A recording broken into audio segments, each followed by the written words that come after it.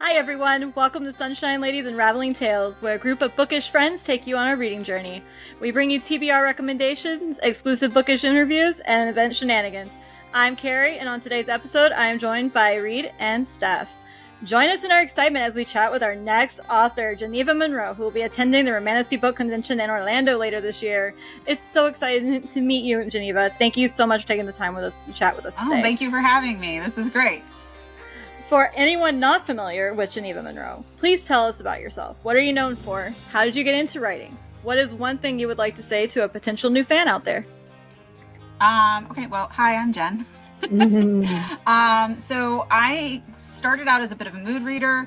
Not a bit. I started as a very comfortably happy person in YA fantasy land. And then I had a friend introduce me to romance books. And then I just jumped off the deep end. And now I'm a mood reader turned mood writer. So I write both high fantasy with my Sun Serpent series, which is this book here.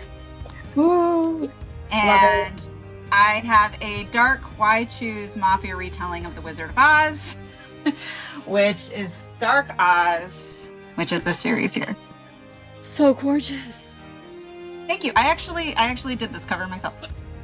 fantastic. Oh, Thanks. Beautiful. I love absolutely it so much. amazing. Yes.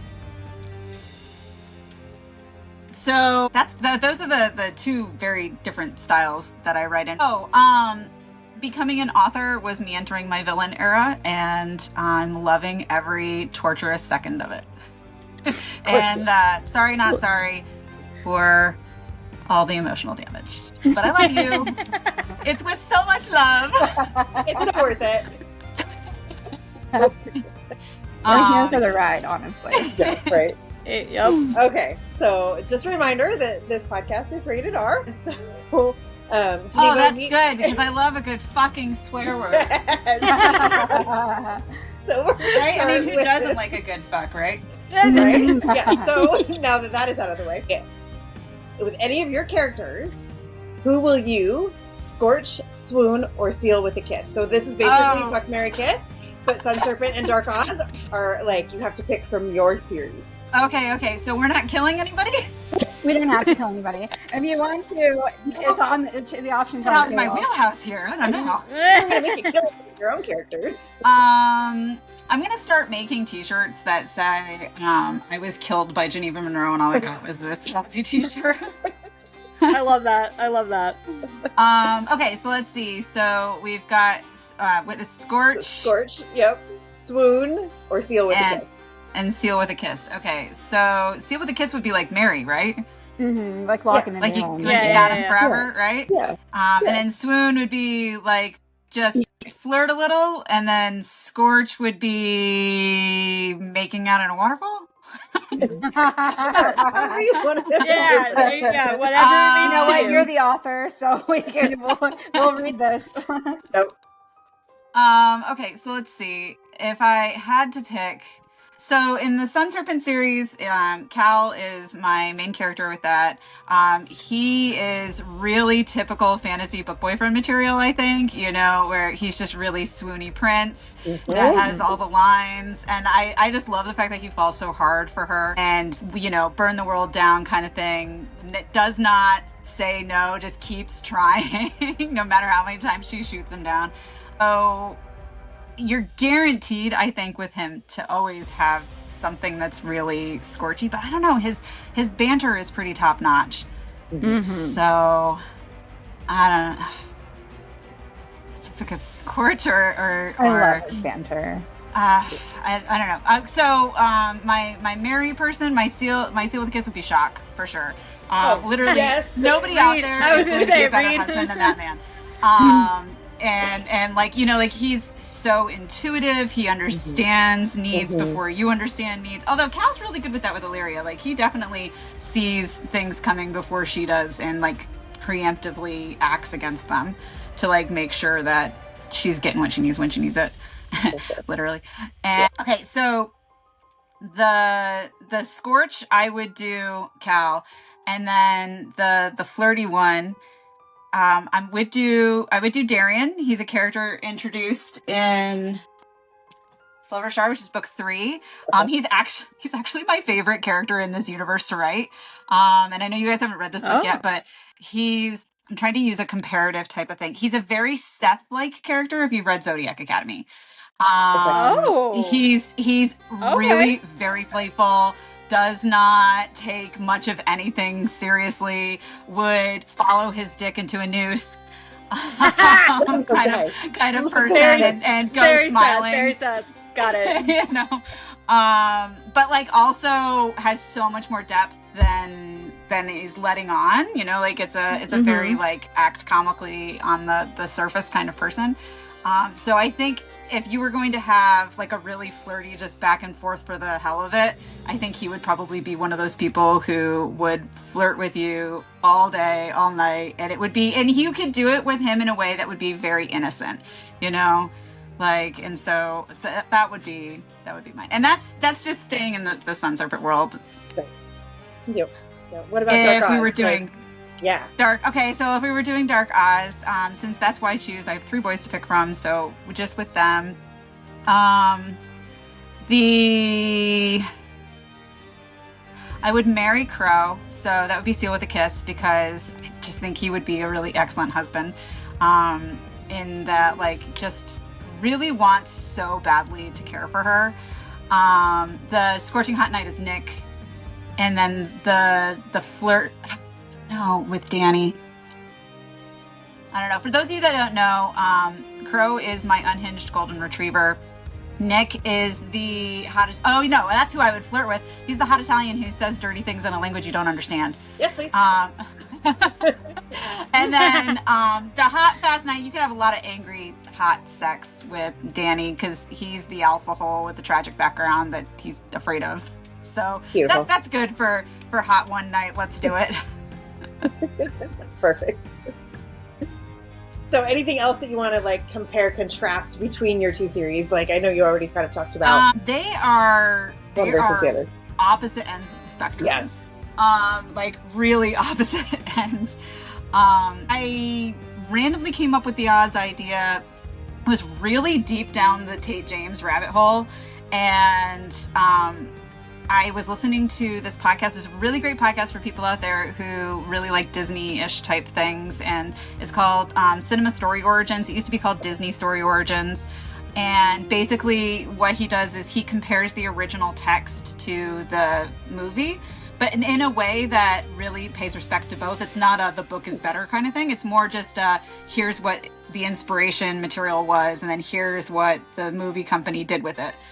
Especially because a lot of the fairy tale based things are based on more than one work, and they're pulling from all these different sources. And so it's kind of cool to be able to just see all the rooted pieces to it. And I really love folklore and that kind of stuff. And so he did an episode on The Wizard of Oz. While we were driving home, we were listening to it. And I looked at my husband, I was like, man, tell me that this book should not be like Why Choose? And he was like, how would you do it? And I was like, Mafia? And he was like, well, okay. And by the time we got home, I had plotted out like a whole series, and then I sat down, I wrote 10,000 words, just straight, like we got home 10 p.m. and the next morning he gets up, I'm still writing. I'd written 10,000 words. I'm like, I guess I'm writing another series now. Oh my gosh, amazing. Yeah, but it's so like, cool. I don't know, it's just really nice to be able to sometimes just be gritty and write guns and things. And if you need to be able to get a message to somebody on the other side of the continent, you know, you have to come up with an entire magical system to explain how people are long distance communicating to one another. And, you know, in the real world, all you have to do is say, oh, they opened a cell phone. I don't have to explain how a cell phone works. Yep. Yes. Fair. So it was nice to be able to just kind of let loose and not have to, I don't know, take it so seriously, I guess. If Sun Serpent were a movie, who would you fan cast as Illyria and Cal? Oh, okay. So, oh my God, I can't think of the actress's name. I should have looked this up. So we have a suggestion if you want ours. Okay. Sure. And then you can look this up later. Sophia Boutella, and I know that she's described my laptop as, here. I'm just gonna pull it up. or Theo James. I mean, and Theo James, not or. Aunt. So yeah. Definitely Aunt. Theo is Cal. She gives me this gorgeous fire energy. Ooh, she's Algerian. Oh, I know who she is. She's the one who has the blade legs in Kingsman. Nice. Yes. Yep. Yeah, she would actually be really great. My cast for it is the lead actress in Pride, Prejudice, and Zombies. Ooh, okay. And that actress is Lily James. Is who I would, especially just because in that movie in particular, there's so much about the attitude that she puts forth that I feel like really it captures the way that Elle is. And it's like a high action film, and because they study the Japanese arts, right? They were Japanese, or thank you for sharing. Yes, awesome. So that's who, like, and she has a very exotic kind of facial look to her too, and like that's Sophia also kind of matches that in that, like, you can't really pinpoint like a specific kind of race, that it's just, I don't know, it's like exotic is the best word I can think of for it, because it's just, she just seems so unique. And that to me was kind of how Elle was, which is why she stood out so much, was because she just didn't look like every other girl that was running around. For Cal, I have had Cal pinned for a very long time.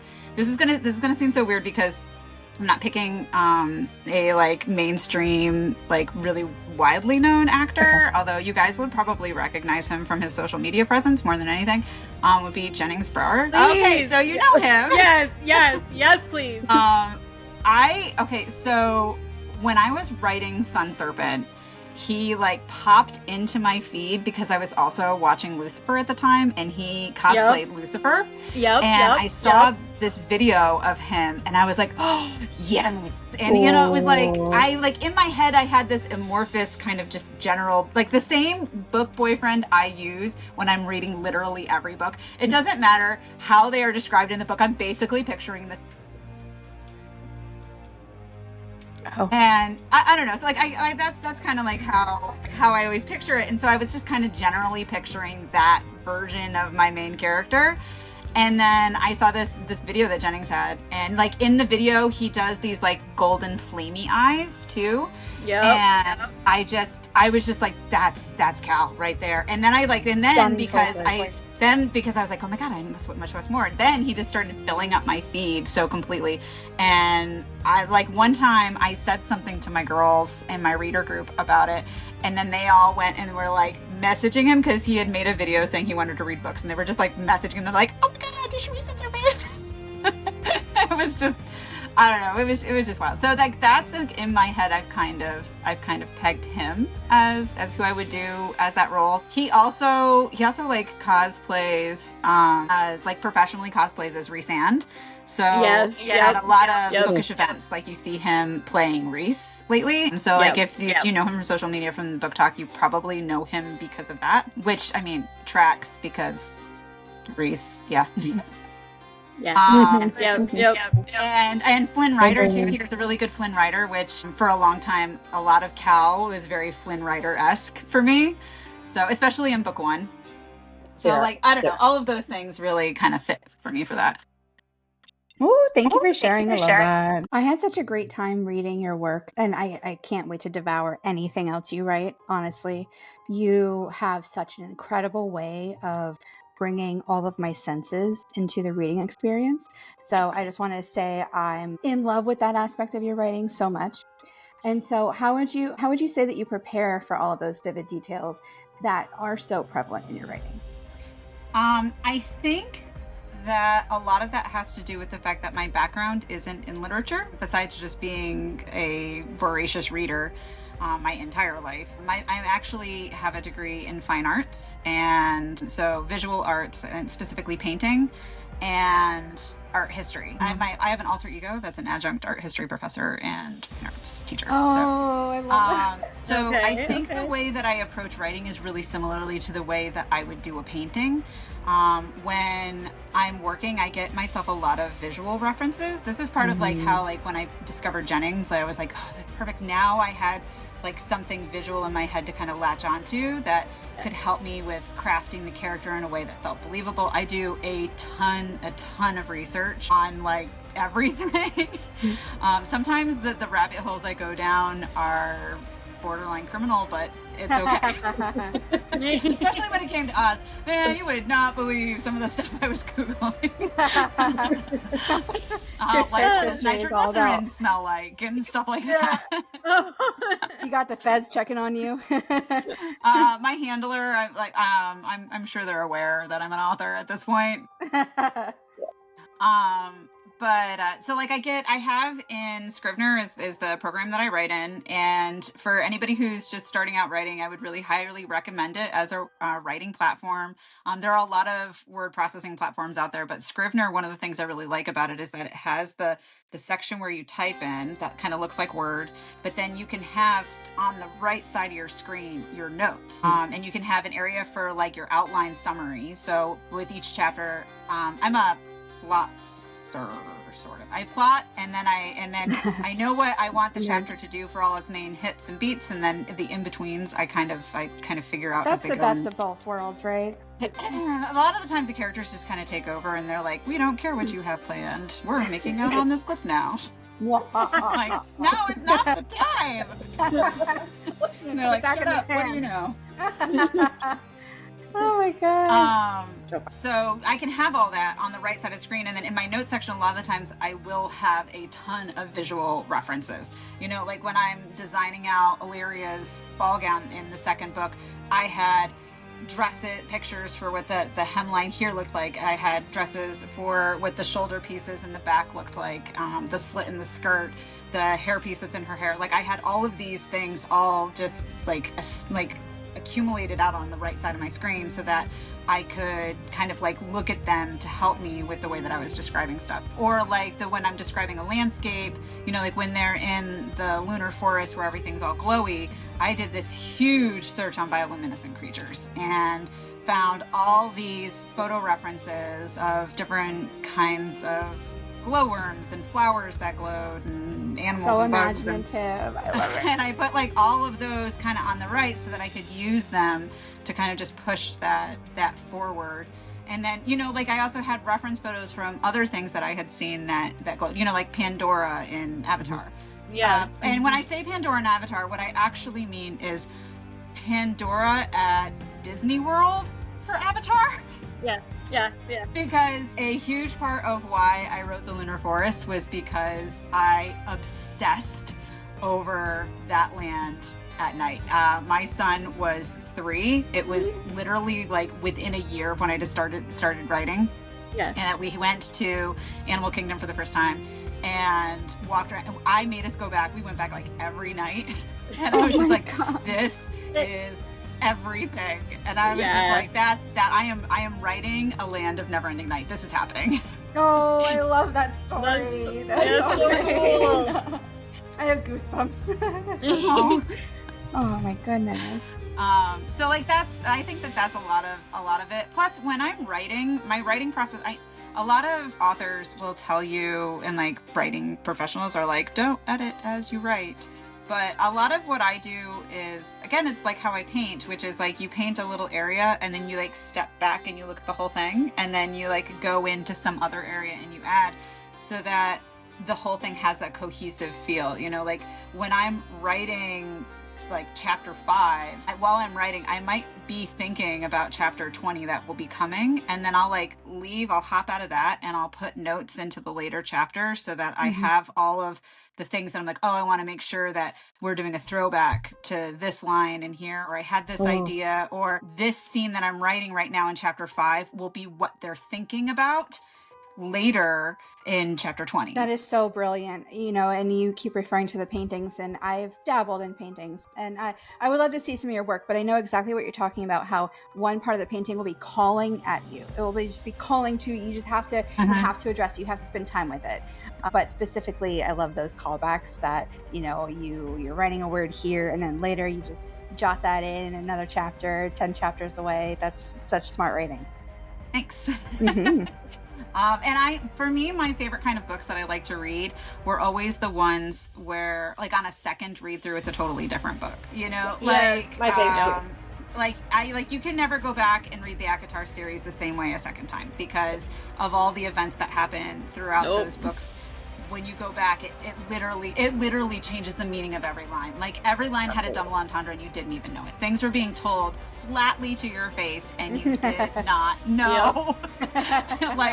And that, in a lot of ways was super influential to me as an author. And I've actually done several like lit study type things on a few of the books from that series. For instance, I took the War Council that's in Wings and Ruin.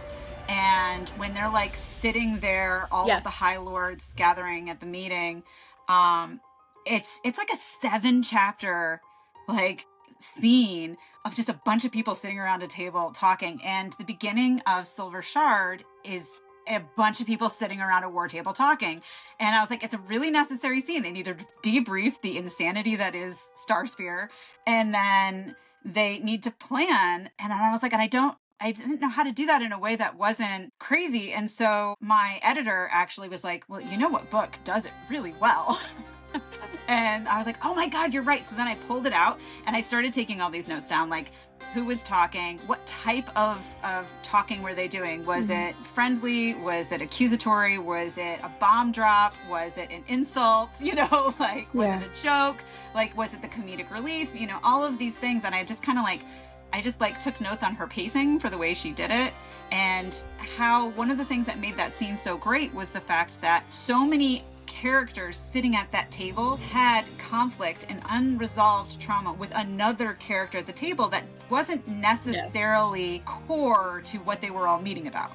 And those issues played out over the course of that conversation, and it kept things driving forward. Delicious. And there was always something happening because of it.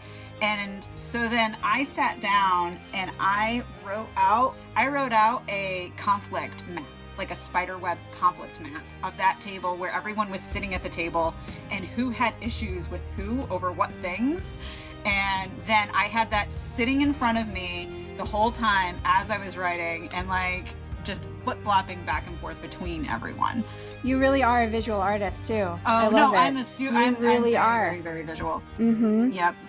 Oh yeah, I needed to have literally a diagram of like what was like the. I don't even know, because it's not even the direct storyline. It was just a visual diagram of people's issues. Of the tension, yeah, it was a tension diagram, exactly. Mm-hmm. Awesome. So for me, one of the things I love in my fantasy books is this constant theme of found family, and I love that in Sun Serpent. So there is such a strong found family vibe within the circus troupe that is introduced in Sun Serpent.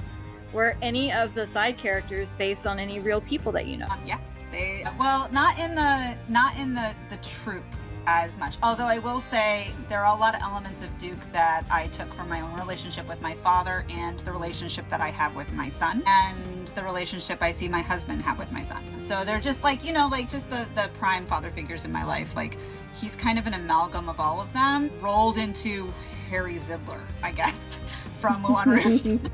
Okay. Or like if you made Harry Zidler all of those people, that would be Duke. There are a couple other characters who are side characters who are loosely based on other people. Morgan, who is the pirate captain that's introduced at the end of Sun Serpent, and then becomes a pretty important character as the series continues.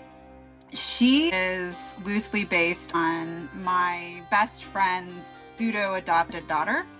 And she is this like 4'12", very short little firecracker of a person who had this ability. She would walk in and she would like own a room full of freshmen. She would just walk into my classroom. She just owned this whole room full of freshmen and like bring them all to heel like instantly, even though she was this tiny little thing, like 90 pounds soaking wet, just this little tiny ball of fire. And I just loved the fact that she had such a large presence for someone who was so small, like big shadow, tiny feet kind of thing. And so I used a lot of notes for Morgan's character from her. Now, they don't look anything alike, but the spirit of Morgan is from my friend's daughter. So that's that. Or like little baby Madeline, Joseph's daughter, Yes. is based on my very good friend Allie Dane, who's a narrator. It's based on her daughter. In fact, the whole scene when they're leaving and Maddie starts crying and sobbing like it's like the end of the world, and she's like, "I don't worry about it." She does that with everyone. That's based on like a true story that happened when I was over at Allie's house, and her daughter was just like, "I don't want to leave." And I was like, "Oh," just like, my bleeding heart was like, and Allie was like, "She does this with everybody, just go." So like I definitely take, I don't know, just like memorable moments of things with people in my life, and they find their way into this, maybe not a direct character, but the spirit of some character might be channeling them at different times. I don't know a single person who wouldn't say that they don't have their own found family. You know what I mean? Like there's the family you're born to and the family you choose. And it doesn't make one any better or worse than the other, but it doesn't change the fact that I feel like we all have those people in our lives. You know, friends who you've been friends with for so long that you feel a sibling type connection to them, or your platonic soulmate. Yep. You know, and I think, and that part of that was that for the majority of my life, I was an only child. So it was a lot of bringing more people into my life to fill the void that you got from not having siblings.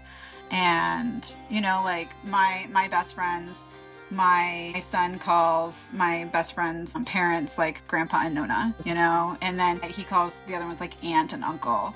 And we refer to their kids as his cousins, and you know, like that kind of stuff. Like, it's very natural for me to form friendships that form in the books that form in the same way that all of my core friendships were formed. You know, it's either based on forced like exposure, you know, like you were just forced into a situation together for so long that you formed a friendship, or it was some core thing you had in common that tied you together, or some like shared important moment that you had at the same time with that person that tied you together. And those three basic things are kind of what all of my found families are based in. You know, like Ray and Illyria are brought together through the traumatic craziness that is the end of book one. And then, you know, finding that similar, all those similar things to each other that kind of help connect them together. And then versus Cal and Shock, who were forced to have to endure their childhood training together and were forced into one area together for years, and then that bonded them together. You know, like it's I like to live by the people come into your life for a reason, a season, or a lifetime. Absolutely. It's wild the way that it seems like the people who need to come into your life come into it at the exact moment you needed them. And I have a perfect for instance for that, actually. I had just published Sun Serpent. I was working on Starspear. I made a post in Bookstagrammar, was asking about, like, I didn't know that beta reading was a thing. And I had made a comment on one of his videos saying, I got a book you can beta read. I'd love for you to read this, right?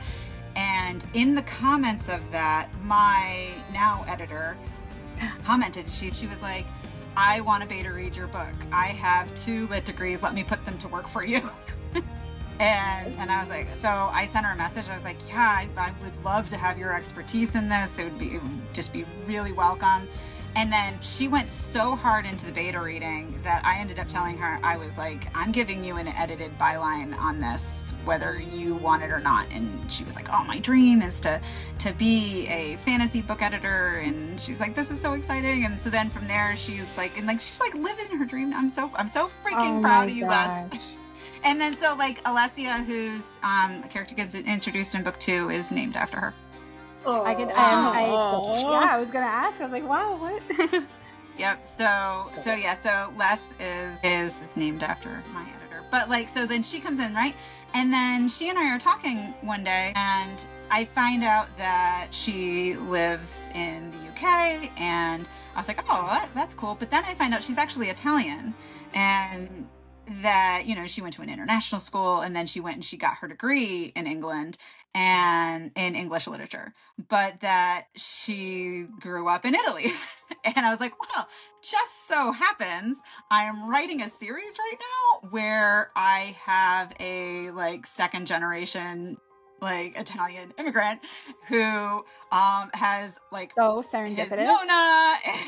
Nona and like basically anytime he's really upset or doesn't want to admit his feelings in a way that Thea can hear it, likes to talk in Italian. And I was like, I could really use some help with writing these lines so that they're authentic. And she was like, oh, I would love to do that, you know. But it was like she came into my literally like we had that conversation right as I was just finishing Dark Oz, and like because I was writing Dark Oz as I was editing Starsphere. And then so she then gave me all kinds of really great insight. Nona, who is a character introduced in The Witch's Die, which is book 2 of that series, is an homage to her Nona. She shared all these stories with me about her grandma and incredible, and like the family tradition of making salsa and little stories, and that I tried to weave into that character to just kind of like texture. And so but like again, like she like just one day commented on an Instagram video on a comment on somebody else's Instagram video. And then that just happened to bring us together, and now like I couldn't imagine writing a book without her, you know, like, and she's out there living her editor dreams now, which is I can't even tell you. I'm so stupidly proud of her for making that happen. That's so incredible. And, like, going after your dreams is scary, you know, like it's real scary. Mm-hmm. And like anybody who just leaps, you know, because that's what it is. It's like you're jumping off. It's like cliff diving, you know, you're just leaping and like hoping that the water at the bottom is deep enough, mm-hmm. you know, and then for a while it feels like you're drowning, but it's okay because you come back up. You know, like that's what it is. So I'm real proud of anybody who makes that leap. You have to believe in yourself just enough and be scared just enough, and you have to have the right people. You have to have the right people cheering you on and behind Absolutely. You. You know, like you got to find your tribe that's going to be there to support you and keep you going. Yes, for sure. So, Jen, are there any overarching messages in your stories that you want your readers to discover or really get out of? A lot of the times, the messages in the book are like the core, I guess, like the moral of the story, like the core feeling that drives the narrative of that book forward gets put into the dedication. So like the dedication, well, the dedication for Sun Serpent is a little bit special. It's got a whole other story that goes to it, and I've made a video on it once before, but okay.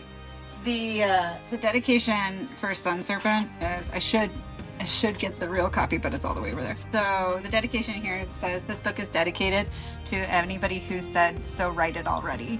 Mm-hmm. I did it. And the reason for that was so Illyria came about because she was my first ever D&D character, and I didn't know what I was doing, and I was given the player's handbook, and they were like, just, you know, make a character, pick one, and write a backstory. And then her backstory just kept going and going and going. And I kept saying to everybody, I was like, God, I just really want to read her story. I'm like, she's so cool. I just really want to read her story. She would be such a cool character. And, you know, like, and then like my best friend was one of those people who just said, "So write it already. Stop talking about writing a book and write it already." And I was like, I can't write a book, you know, like, what do I know about writing a book? I teach art. And she was like, Jen, you write, or you read 100 books a year. I'm like, you've done the groundwork. And it's just another medium of art. They're like, you know how a book goes. Mm-hmm. And she's like, so just try it. And I was like, so I like sort of like putzed around on it, and I wrote a little bit. I'm telling you, my first 30,000 words that I wrote were absolute garbage, total trash. Oh no. And that's not me being really hard on myself. That's me being really honest with myself. They were awful. I gave those the first chapter I ever wrote, which the first chapter I ever wrote is actually from book 3. It's when she arrives in Indamira and you meet Darian. Like, that's the first thing I ever wrote. It took me forever to get there, but that was the first thing I ever wrote. And And then I started doing some research into craft, and COVID hit hard, and we were all stuck inside. And Jen Armentrout did this Ask Me Anything series on writing craft for about a week, where every day she was coming on Instagram Live, and you could send her your questions ahead of time, and then she would address them online as best she could. And my question was, you know, like, I have this idea for a book I want to write, but I'm not really sure that I have the skills necessary to be able to do it. And I was like, do you have any advice for a person who thinks they want to be a writer but doesn't know that they can write? And essentially she was like, you're never going to know if you can write a book or not until you try. So stop talking about the thing you want to do and just do it already. And I was like, okay.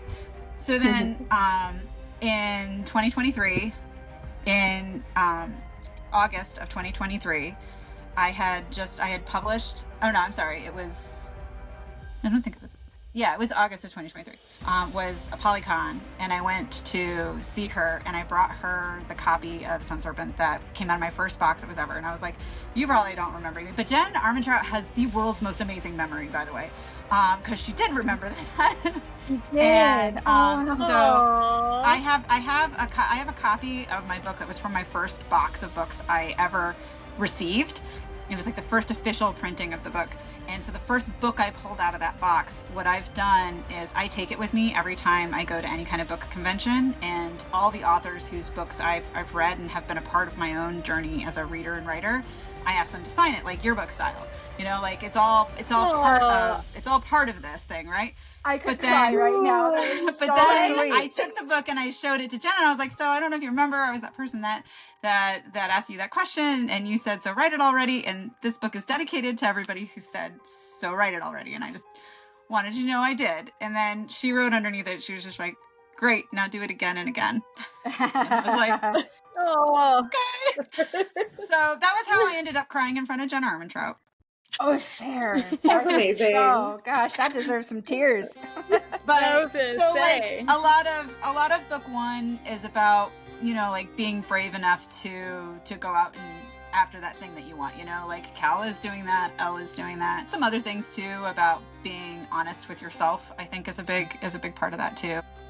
A lot of Dark Oz is learning to understand and accept and move on from your trauma, to not realize that your trauma necessarily is who you are, but that you are something above that.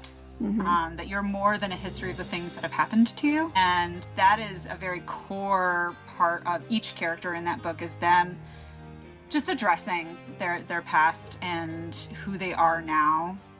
In book 3, Silver Shard's dedication is to everyone who had to say goodbye to the person they were to become the person they are. And I think that a big part of maturing is understanding that the person you are now is not the person you were then, and that's okay. You know, that you shouldn't try to keep forcing yourself into smaller shoes. You grew. It's okay to move out of that and keep going, you know? And a lot of book 3 in the Sun Serpent is about that process. So switching to a little bit of a darker theme. The Dark Oz. Let's do it. Okay, yes, let's dive into it. The Dark Oz is a twisted reimagining of The Wizard of Oz, like you mentioned, with mafia romance vibes. But it's like mafia-esque. It's mafia adjacent. There are mafia families in there, but they're like, the main characters aren't them. Okay. So just vibes. Okay. Yeah, mafia vibes. What inspired you to take Dorothy's world into a darker direction? And it also addresses the heavy subject of human trafficking. Mm-hmm. A lot of that book is based on things that over the course of my life and people I've known, I've seen. I've known a few people in my life who have really remarkably grown out of their own trauma, or grown from their own trauma, I guess might be a better way to say it. And I find so much personal inspiration and strength from seeing the way that they have tackled their life and like just claimed it, even though it's not my story. That's their story. But I wanted to write a character that felt that way. And like I said, there was just that day, and I just had this idea. And I think a big part of that too is the fact that I was really deep down the Tate James rabbit hole. I was like mid the guild books when I heard that. So if you've never read Tate James, you should go read some Tate James. Go start. Okay, got book it. one of the Madison Kate series is called Hate. My favorite series is the Guild series that's out of that, but every series in that universe gets better and better. Will do. She is one of my chief writing inspirations also. You got it. And so, but all of those books, well, all of her books are Why Choose, and so that was kind of like my head was already there, like that was what I had been reading so much of, and like I had also just read the Lords of Pain books, and so like I was also in Forsyth University, like I was living a very happy dark romance era. And so like I just thought it would also be fun to try tackling something that was so wildly different from what I was already doing, like that dual side, that fractured side of me. It was like the side of me that growing up listened to Sarah McLachlan and also Godsmack. Like Disturbed and Ani DeFranco. like there were two very different parts of me, like that existed back then, and that also I needed to have the dark goth in me express themselves in literature in the same way that the romantic fantasy girl was doing it. I relate to that so much. I feel like I have one side of me that just loves the goth side of life, and the dark side is pessimist and all that. And then I have the gardener and the romance and the... So like that, I don't know, it just felt really natural, I guess, to embrace all of that. And there is something very liberating about giving yourself permission to be able to just do anything. Go there, full just go there, and then I have some really amazing people on my beta team who check me to see if I'm A, not pushing boundaries enough, or B, pushing them too far. And they were like, there are certain times that I've had people, you cannot kill both this and that, you need to bring one of them back. And I was like, but, and they're like, no, bring one of them back. And I was like, okay. I guess sure? I won't kill this off. I'll change it. I'm like, there you go. They won't get hit by a train, fine. But then they definitely enable the worst parts of them and be like, I'm kind of thinking, and they're like, do it. Do it. They're like, do it. They're definitely love that on my shoulder. Do it. Yeah. That's fun. So. And then also, like, with things like the human trafficking and stuff, I've had some pretty amazing people through the course of Dark Oz reach out to me who have a history with trafficking and have shared their stories with me.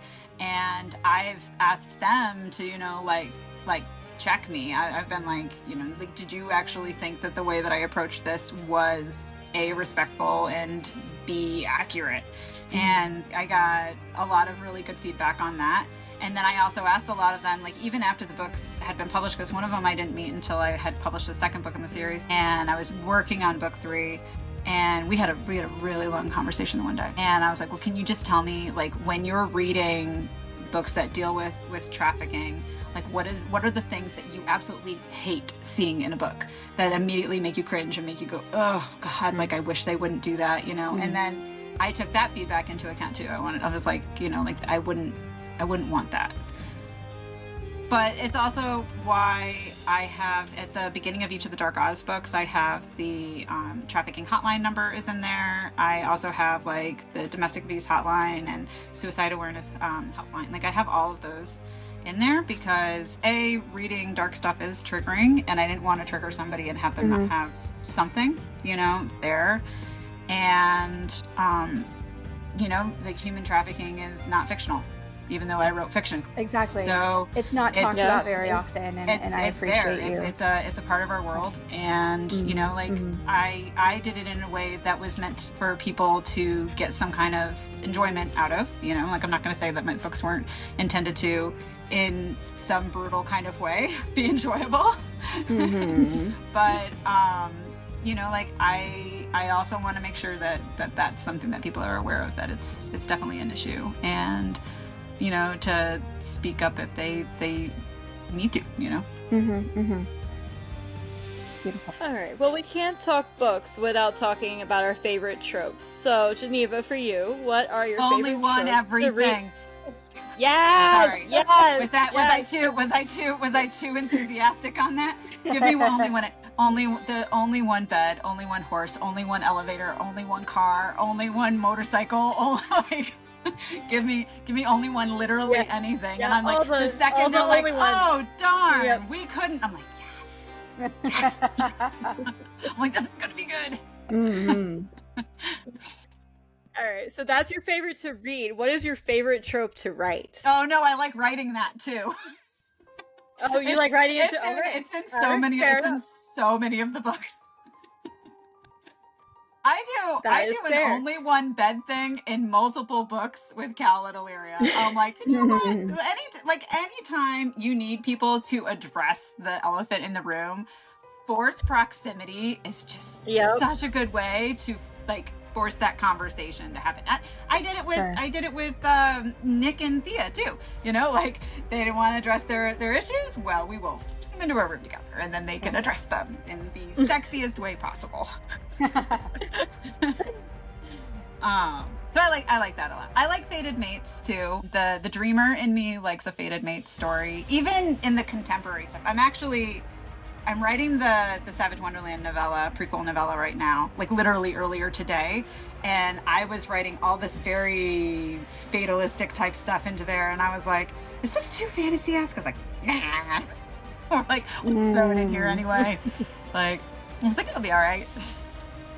Because I do love, I don't know, I love that. I had a very, like, when I met my husband, it was a very, like, I don't know, 4 days after we started dating, my husband told me he would marry me. So it was a very insta-love kind of relationship. So I know a lot of people say they can't stand reading insta-love because it feels so unrealistic. But for me, that was my story. Burn hot and burn fast. I like it. Yeah. I also love slow burn, like an insta-love slow burn. Same, which I know is so contradictory. But I love the idea that there's insta-love and then like they fight it for way longer than they should. But I don't know. Yep. Maybe that's just the masochist in me. Oh, I know. There's a particular book series somewhere up here that burns for a long time. I'm like, your books are so small. Okay. No, it's a running joke because there's a 3-book slow burn, and it's like, oh wow, how are you? Are those the Everflame books? Because dear God, Ken Cole can drag a storyline on like a boss. You can name her Lee Bardugo. You know, you get us to the point where you're like begging for them to touch pinky finger, then you're like literally. That is exactly the one I was thinking of. Yeah, 100%. And I'm like, this had better live up to it, because I tell you what, because you can only drop so many panty melting lines many times before I'm like, boy, Milky Way and Andromeda would collide faster than Luther and Diem. Okay. Oh my gosh. I love you, Pen. I mean, I really loved those books. Oh my god, I really loved them. We love Pen so much. We love Pen so much. It was just torturous. Like their love. It's Luther and Diem's love that was so brutally slow burn in the best way. But yes. Also, when I bought the Dutch edition of Spark the Everflame too, and it's so pretty. It's so pretty. I'm such a book whore. I'm like, ooh. It's all right. So let's cater to the romantics for a moment, because I'm one. So without spoilers, what is one of your favorite steamy scenes, and who are your book boyfriends? Okay. Book boyfriends from my books or book boyfriends from other books? Any, yeah. Any. Okay, so all right. So my favorite steamy scene in my stuff, I love the waterfall scene in Sun Serpent. I have every moment of that scene completely painted in my head as like a complete picture, to the point where I have a background in dance. I danced when I was in high school, and I did Latin dance in my 20s and was like a Zumba instructor and like all the things, right? And I took some classes in college on choreography. So I write all action sequences, spicy scenes and fight scenes like dance choreography. So I pick a song and I actually choreograph. I like write it out like dance choreography, the whole scene and like what's happening when. And then after I've done that, then I write a description of what that choreography looks like. And then I do like, sometimes I do like storyboard stick figures of the body positions and or take action figures. My kids' action figures have done some deplorable things to do it too, because again, I'm a very visual kind of person. But so if anybody wants to know, the waterfall scene is choreographed to Inferno. And it's in the playlist. I have a playlist in every book, and it's either songs I listened to while I was writing, songs that inspired some part, or songs I choreographed too. I love your playlist. Find out. We have a similar interest in some of the niche songs that you have in there, so I really appreciate your taste in music. It's a lot of indie music because I can't write to music I know the words to, so I'm always looking for new stuff. And a lot of the time, the indie stuff is the best way to go for that, because the trad mainstream music gets played so much it's impossible to not know it. And yeah, like that being said, like there are songs that are like, they're like Taylor Swift songs on my playlist that inspire Sure. But fun fact: last year I was in the top 1% of Spotify listeners. So, and that was before I did a whole. Yeah, I fell into the. I actually just started reading again, so I listened to a lot more music last year. But I've been consumed by reading this year, so I'm not going to be in the 1%. That's okay too. Yes. No, but I love music so much, and indie music has my heart. Mm-hmm. Me too. I was a band geek in high school, so I love that. Yeah, I did marching band. I don't know if you can see. I've got my color guard flag right here. I love that. Okay. She doesn't get spun anymore, but she's still there. So like, and I did like 8 years of clarinet and 4 years of euphonium, and so like the music thing goes along with the dance thing and the arts thing. Yeah. Like I really just went from one version of the arts to the next, like just fell from one to the next, trying to find the thing that fit. Like it was all great. I loved doing all of it. And nothing fit like writing did though. Once I like really went head into writing, it was like, this is all I want to do. I want my writer identity to be like my only identity instead of living dual secret lives. Like that's such a beautiful butterfly effect that you have there. So tell us about any fun characters or plot lines that didn't make the final cut of any of your series, any of your chapters, any scenes. So I had a really fun Shock and Illyria training scene. I wrote an entire training scene out between the two of them. That was really, really fun. And then my editor was like, listen, you can't have 3 training scenes in one book. By the time they get to the third one, people are going to be like, can we get on with it already? Isn't there a war that needs to be fought?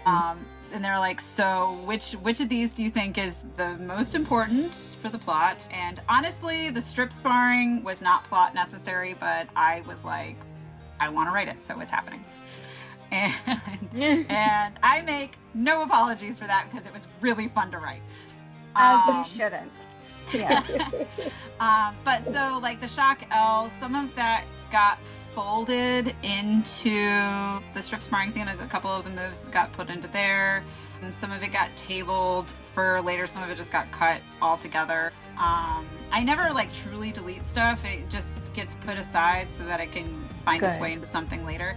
I had written this scene that I may just put it in like a bonus content thing because plot-wise, I decided to not go in the direction. I totally changed plot direction. But I wrote a whole scene where Elle is trying on wedding dresses and it's Jess and Leopold designing her wedding dress together, while Macy and Ray and Les and like they're all like hanging out, and Kaylee are all hanging out in the room with her while it's happening, and it's a lot of like really great back and forth. It's Ray while she's still like mid like main trauma, like, so she's really surly, and it was just a really fun way to write all this back and forth, and like two just really great eccentric characters in the room at the same time. And the dress I designed such a beautiful wedding dress, and I'm like, I don't know that we'll ever put her in it now, and I'm like, but say la vie. It might just go in some bonus content and like some Kickstarter someday. I may just be like, oh, I'm throwing this random thing I wrote this one time in there. Like, this scene isn't gonna happen now. But... Have it illustrated. Yeah. Yeah, fan art. And so, tell us how you balanced vengeance and hope for Sun Serpent. Vengeance is having its moment right now. It's real hard to balance the hope out a little bit, because things go very badly, and I'm sorry to everybody who has read Silver Shard for where I left you, and the fact that you will probably be sitting there for a little while, because it may be a minute before I get the next book written. I'll take my time with it. Oh yeah, I'm not gonna rush it. But balancing out the vengeance and the hope is, I don't know. It's like every time I'm writing, I try to balance levity with darkness, even within the chapter. Like, I've had a lot of people tell me, they're like, it's amazing how in one chapter you can make me laugh, cuss you out, and cry all in one chapter, and then do it again the next chapter. And I'm like, I don't know, and that's a big part of that, like this, I think there needs to be an ebb and flow, like a pendulum, you know, like it can't just stay on one side for too long, you know, like it has to have something, like there has to be some kind of silver line, not a silver lining, I guess, but just something that brings things up all the time, you know, because I think that helps keep things interesting too, you know. There has to be some irreverent person who can find humor in any situation, or like that humor is their defense mechanism, so they can be cracking jokes that are inappropriate in the moment, you know, like they've got a noose around their neck and should probably be dying in the next minute, but they're like cracking wise ass jokes at the villain. That reminds me of a special someone. My partner. Shout out to Keith. So like, I don't know, I think that's important for story structure to be able to have that, you know. You can't have the light without the dark, and also like you don't understand the good moments without the dark moments to give them perspective, you know, like absolutely, like how good things are. I'm such an optimistic pessimist though, that like every time that's happening I'm like, yeah, but that's because it's gonna get real bad real soon, right? The shoe's gonna drop. Yeah. I'm like, this is too nice. Things are too good. And I'm like, the pendulum pages left. I'm like, we're screwed. Yep. Yep. All right, Jen, we're gonna play a quick game of this or that. Okay. All right, so we're gonna start with e-read or physical read. E-read. I have a really hard time. I do have a physical, I don't know. I read a physical book, an ebook, and an audiobook at all times. So, same. But I would say I probably put the most mileage on e-reader stuff because I can read on my phone, which means that I have it accessible to me more often than anything else. And like, if my kid's like cuddling with me, like here, I can be like sitting on my phone and like scrolling. And now that he can read, we have to angle this. Actually, I got a privacy screen protector, which is even better because close the text. I don't know, he's like almost 9 now, so his reading is pretty top notch, and his understanding of things is starting to be uncannily good. So, so I guess I would go e-reader, but I love audiobooks. I love audiobooks too. Me so. too. Yep. Me too. I love immersive reading so much. Being able to listen and actually read along. I love that. Oh yeah, Whisper Sync is the best too. Like being able to like have it highlight as you're reading. That, yeah. Yeah, I love that. Mm-hmm. All right. Bonus scenes versus special editions. Mm. Special editions. I'm such a book Yeah, whore. I knew what you were going to say. I knew book what you were whore. going to say. I'm like, can I have a bonus scene in my special edition? Why choose, right? Of course. Why choose? Exactly. Why choose? Can Yep. we do both? We can do both. But if you All had right, to pick, Dagger. just for the sake of the game. All right. Secret Identity or Forbidden Love? Secret Identity. Blood Oath or Dark Bargain? Dark Bargain. Dark Bargain, yeah. Sealed with a blood oath. Character sealed with the So you blood oath. can't There back we go. out of it. Yeah. And a dagger dipped in poison. Right. Character driven or plot driven? Plot driven for sure. I love a twisty plot. So and I love when a twisty plot surprises me. One of the things that kind of happened after I became an author was I feel like my predictive plot skills started getting better. So when a plot really surprises me or is so intricate and like just does this spiral connecting kind of thing, those kinds of plots I'm always like Blood Over Brighthaven by Emma Long. If you need a book, that book was my best read of last year. It's so good. It's on my list. It is so unbelievably good. It's like so info heavy at the beginning of the book, but I swear to God, everything, even when you think it's an unimportant little bit of detail, comes into being important later. It's brilliantly written, and it addresses ignorance with such nuance. It's like it made me like start checking my own white privilege. I was like, whew. Oh damn. Yeah. You know, it was just it's such a good book. Everybody should go read it. I love that. It's in my top 5, but with RBC. And that's a basically no spice. That is all like plot driven. Like it's so good. Yeah. Sorry. Awesome. Sorry, tangent. Sorry. Yeah, I love it. Yeah, all good. All right. Writing collab or writing alone? Oh, that's hard because I do both. I probably get more mileage on my writing when I'm writing alone. But there are some times that I would not be able to continue on without my writing wifeys to A, make me write, because sometimes I get distracted and it's hard to finish. And then B, the people who are there that I just have to back and forth talk things through to be able to figure out what I'm doing. So I don't know, that's hard. All right. Meet and greets or group chats? Meet and greets. I love meeting people in real life. Like I love to hug people. There's a reason why I'm going to so many events, and it's because I just really love meeting people. I love meeting new people for the first time. I love getting to see people that I only ever get to see at events. They are like, I have like some of my best friends I've met at bookish events, and now I see them at other bookish events every time they happen, and it's just become so almost like such a small world. Like, you know, like go into, especially when you go to the bigger events, like when I go to a Polycon every year, because I've gone to the last 5 Polycons, and then I'm going to be signing at the next Polycon, which I am so really excited about because I have gone as a reader for so long. Full circle. Yeah, it really is, because the Polycon's the whole reason why I started reading romance books in the first place. And because my friend Allie was like, hey, come, like, let's go. And I was like, I'll read the romance books. This will be fun. Make all the memories and take all the photos and definitely write, because use that as inspiration. But that's really amazing, that full circle moment. Love that. Yeah.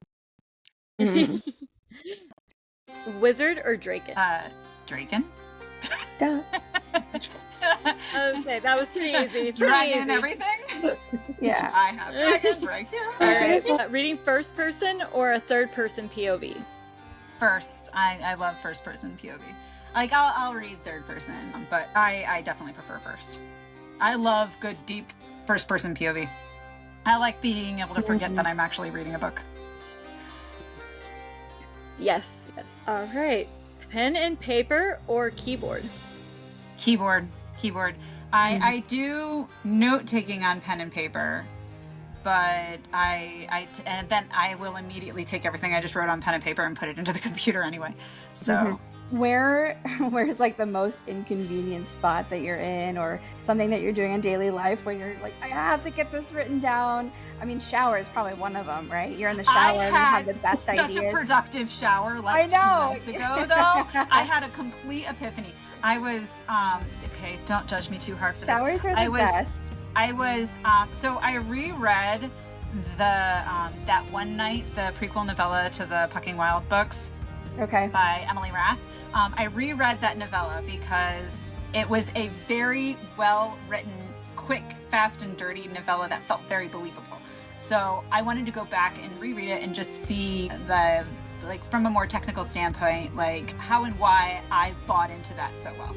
So I decided to just reread it. I just, like, you know, it's not a very long novella, so I just read it in the afternoon, but I still had one chapter left to go.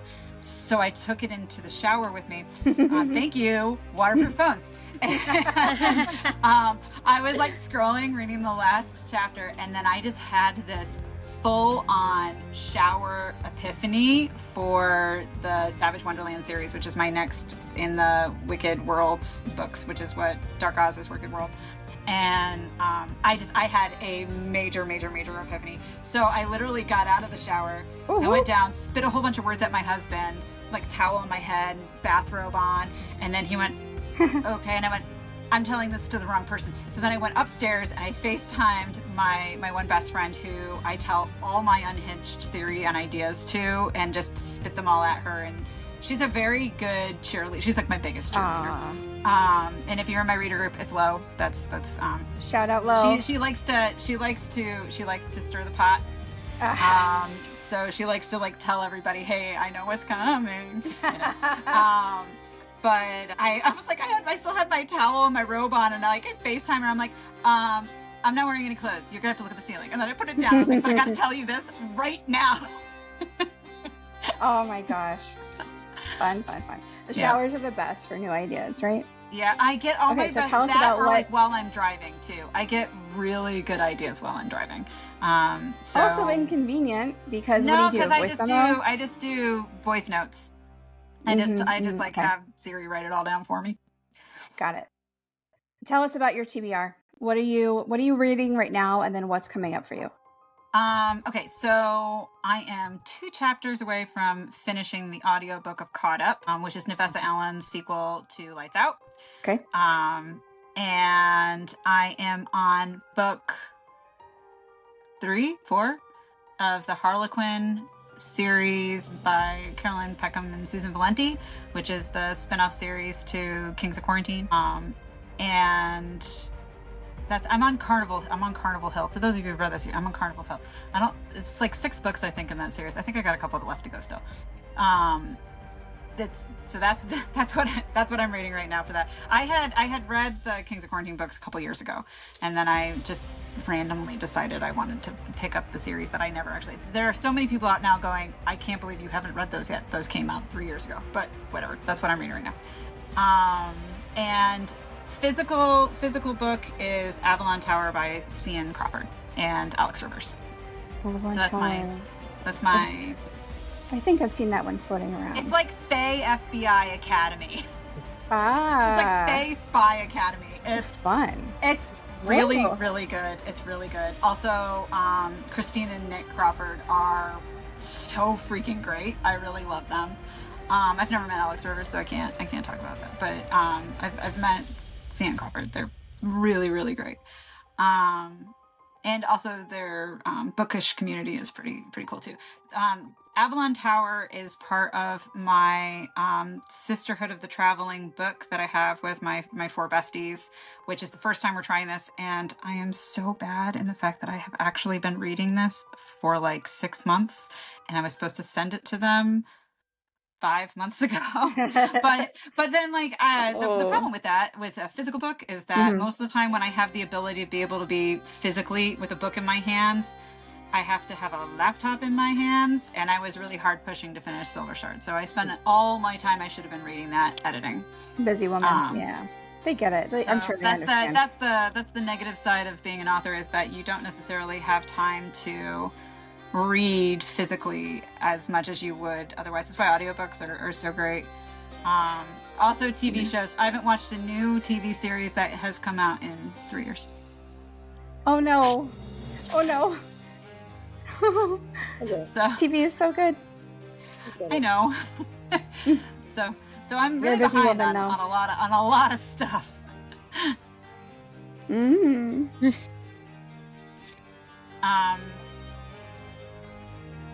If you could become any paranormal creature or shifter, which would you choose and why? I really love griffins. I know that that's going to feel like a weird thing to say considering I have a literal dragon's tattooed on my body, but my first mythological creature love was the griffin. I for years wore this like griffin pendant and everything. So like for the people who know me, it was no surprise when they were reading Silver Shard and they made an appearance. I just but you know, like I like the shifter griffins. So I would want to be a shifter version of something. Because I would want to be able to have the ability to wander around as like incognito, you know, without being really obvious. So I really love griffins. I don't have really a good reason for it other than I've just always thought that they were really cool and majestic, and griffins show up in Alice in Wonderland. That's probably where I first got it from, to be honest, was from the griffin in Alice in Wonderland. Awesome. Thank you. Yeah. Okay. So Jen, the Romantasy Book Convention, hosted by Fabled Fantasy Events, is right around the corner here in October, here in Orlando. And we are so excited to actually get to meet you in person and give you hugs. Me too. I'm excited to meet you guys in person too. I hope you like hugs. I like to hug. I love I love hugs. Yes. But is there anybody else that you are looking forward to, or any part of the convention that you are looking forward to seeing? I can tell you exactly what I'm looking forward to because I screamed the moment I found out. So I am a sponsor of the Masquerade. Yes, you are. And one of the perks that comes with that is that at the Masquerade, a professional cosplayer, Tommy Knight, is going to be cosplaying as Illyria. And I am so excited. Cannot wait. Oh my gosh. So yeah, that's something that I can't even tell you. I can't wait. I'm so excited to meet her in person. We've chatted a lot over the last like month and a half, and I may be on the ground with heart failure when she comes walking in, straight out of my imagination. Like I can't wait. Like, that's it right there. The photographer in me wants to capture every detail of the event, but the book lover in me wants to just hang out and cosplay and meet everybody. I know that. I know that also, because I like taking photos of things too. Yes. Yeah. So how can we, as fans, I know that you're active on Instagram. We love that. How else can fans reach you and support you? And I know you did that amazing Kickstarter campaign recently, and you also have your Facebook Readers Club. Mm-hmm. Yeah, my reader group on Facebook is very active. I don't know how the coolest people in all of Book Talk found their way to me, but they did. And they were so awesome. They organized themselves into their own book club, and they chat in there all the time. We have spoiler chats for each book as they come out, so as people are reading, they can talk with other people who have also read. Especially because so many of us are like very solo in the world of the books we're reading, and so you don't necessarily always have people you can feel comfortable talking about it with, and you don't want to, even if you have a friend, if they haven't read the book, like you don't want to like spoil it for them. But then you're like internally dying a little because you need to talk about it. So I decided to make spoiler chats for each book so that it could be like a free place to be able to just openly discuss each one. And the readers that are in that group love jumping in. As soon as somebody comes into the new book, they love jumping in and talking about it. They're so enthusiastic and they're so incredibly welcoming. And it's so, like, you want to talk about like found family type of things. Like, that's like through my reader group was how I met Lo, you know, like she's one of my best friends now, and it's just really good. So that's what I highly recommend if you are even a little bit into anything I've written, or even if you haven't read anything and you just want a community, don't read my stuff, whatever, come and say hello. We like friends. So, I recently joined your group and I have yet to share, so yeah. That's okay. There's loads of people too. I will send the invite right now. Who are background lurkers. They just like to. They'll like they just sit in the chat. They just like to read it. And one of my best friends from college. I know he does it because every once in a while he'll randomly comment on something, and his first name is Nick. So not inspiring my Niccolo. Not inspiring him because that character is named Nick because the original L. Frank Baum character's name is Niccolo. But so when people are fangirling and like, you know, like thirsting over my Nick, he'll come in and be like, well, hello. I feel like I was summoned. I love that. And then like makes everybody laugh, and then not in like a weird creepy kind of way, but just in a really great kind of everybody laughs. So cheeky. So yeah, it's great. Book communities are the best. I don't know. I love the bookish world. Well, I know we've definitely gone over our time limit here, so. Yeah, when you're like 30 minutes, and I was like, that will not be a problem. I do not have issues talking. I'm here for it. I've been loving it, eating it up. I have loved hearing you and having you on today. Thank you so much. Well, thanks for having me. This was really good, and we can chat anytime you want. I love doing this kind of stuff. That's good. Awesome. Yes. Geneva, thank you so much again. Thank you. And I look forward to seeing people out there in the world. We'll tell you. And so next up on Sunshine Ladies Unraveling Tales, we will chat with author Faye Knightley and discuss her newest book, which is called Ancients. I was actually the ARC reader on that. And then, we've got some more goodies coming your way. A few surprises. Right, Carrie? Yeah, we do. As always, though, don't forget to like and subscribe. You can follow us on Insta at the Sunshine Ladies Pod. And we will catch you all in the next episode. Bye! Bye!